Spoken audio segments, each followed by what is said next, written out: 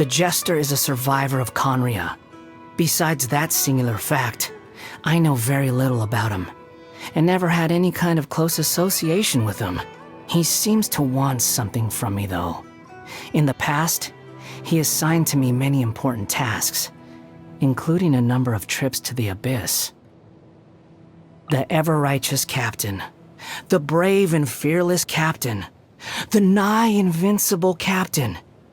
Even my mechanical ears demand maintenance after listening to so many compliments from the members of the Fatui. Don't you think that possessing absolute righteousness is actually a latent danger? And that's without taking his great personal strength into account.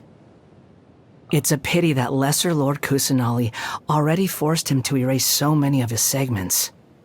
The joy I would have derived from slicing them apart, one by one.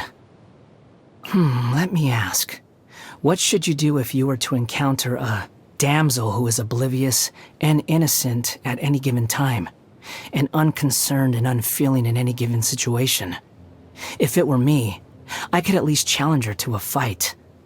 But if it were you, with your conscience, I would stay away from her. A wolf in sheep's clothing.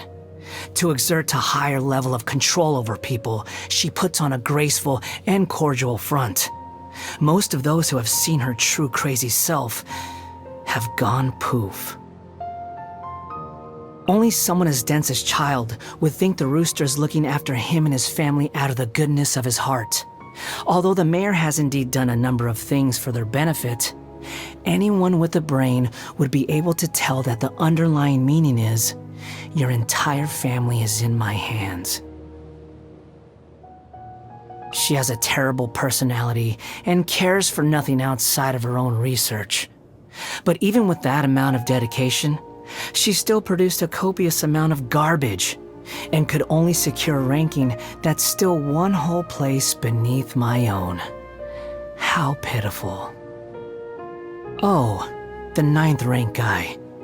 He's obsessed with the idea of fair exchange, to the point of wanting to overthrow the natural imbalance between gods and humans.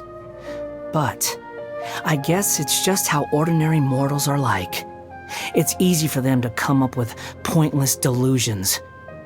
Honestly, it's nothing worth writing home about. Just like how there's also nothing impressive about his abilities or choice of partner. Anyone who chooses to work closely with a doctor is sure to meet a nasty end. He's simple of mind and not that strong of body.